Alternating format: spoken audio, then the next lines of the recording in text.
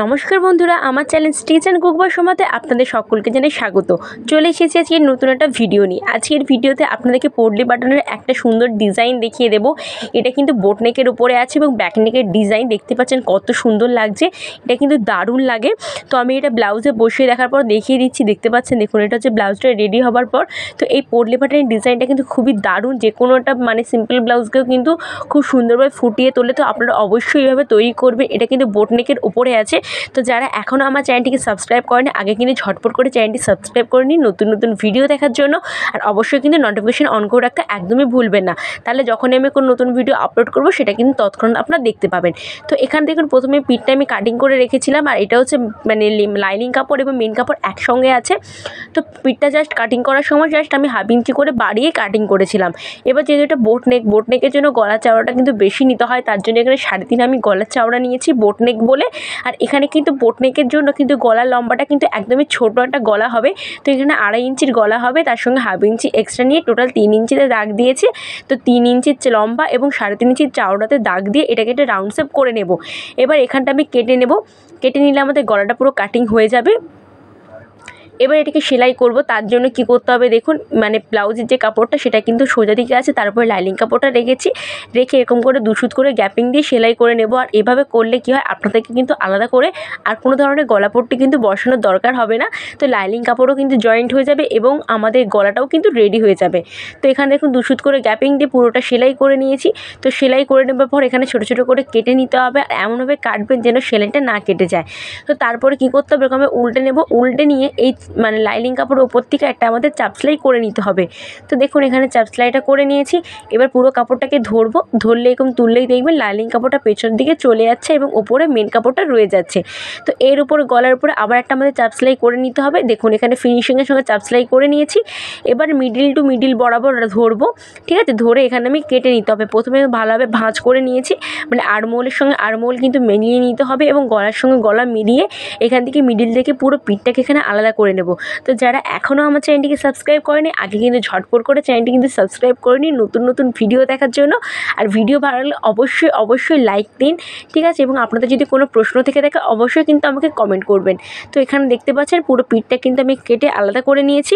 তো এবার এখানে পোটলি বাটনগুলো বসিয়ে নেব। তো এটা হচ্ছে পিঠের এক পাশটা দেখতে পাচ্ছেন এরকম পোটলি বাটন বানিয়ে রেখেছি। তো এটা কীভাবে বানাতে হয়, এটা সঠিক একটা নিয়ম আছে। আমি কিন্তু সেপারেট করে একটা ভিডিও দিয়েছি, যারা দেখেনি দেখে নেবেন অবশ্যই।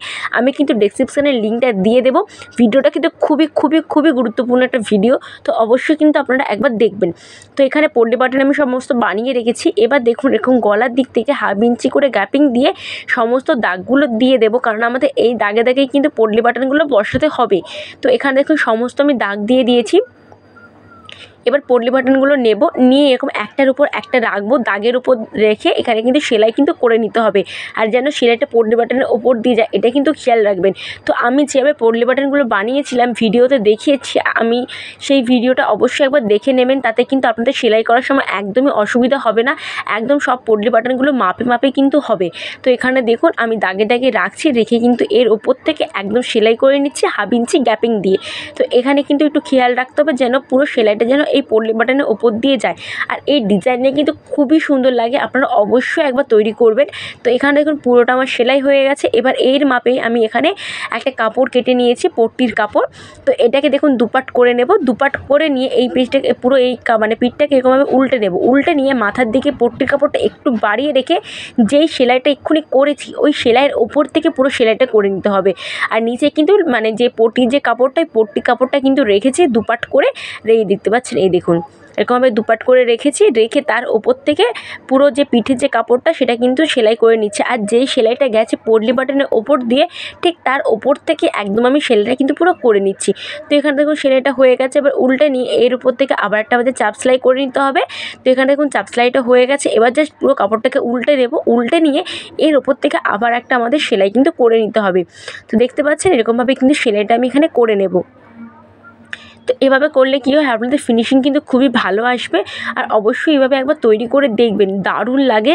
যে কোনো সিম্পল ব্লাউজকে কিন্তু খুবই সুন্দর করে ফুটিয়ে তোলে। আপনারা অবশ্যই একবার এই ডিজাইনটা বাড়িতে তৈরি করে দেখবেন এবং অবশ্যই আমাকে কমেন্ট করে জানাবেন যে আপনাদেরও ব্লাউজটা কত সুন্দর দেখাচ্ছে। তো এখানে দেখুন এক পাশটা পুরো কমপ্লিট হয়ে গেছে পটলি বাটনটা বসানোর জন্য। এবার এর পট্টিটা আমি অপর যে একটা পিঠটা আছে সেটাও কিন্তু রেডি করব। তো তার জন্য দেখুন এরকম আরও একটা পট্টি কেটে নিয়েছি, সেটাও কিন্তু একটু বেশি চওড়া করে কেটেছি এবং ওপর দিক থেকে এরকমভাবে কাপড় একটু এক্সট্রা রেখে সেলাই কিন্তু করে নিচ্ছি। আর এরকমভাবে 2 সুতের মতো গ্যাপিং দিয়ে পুরোটা সেলাই কিন্তু করে নিতে হবে একদম নিচ বরাবর। তো যারা এখনও আমার চ্যানেলটিকে সাবস্ক্রাইব করেনি, আগে কিন্তু চ্যানেলটি সাবস্ক্রাইব করে নিন নতুন নতুন ভিডিও দেখার জন্য। আর ভিডিও ভালো লাগলে অবশ্যই কিন্তু লাইক করতে একদমই ভুলবেন না। তো এখানে দেখুন পুরোটা আমার সেলাই হয়ে গেছে। এবার কাপড়টাকে কী করব, এরকমভাবে ভাঁজ করে নেব।